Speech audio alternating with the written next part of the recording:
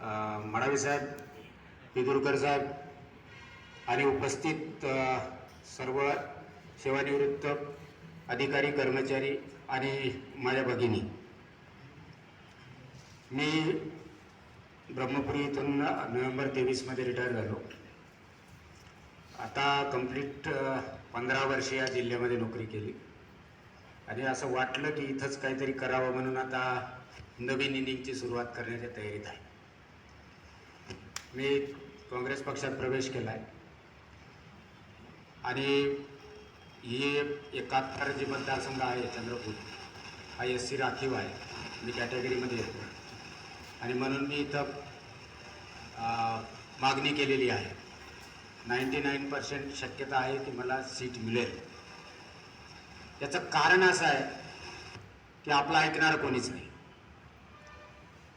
अन्याय खूप वेळेस होतो.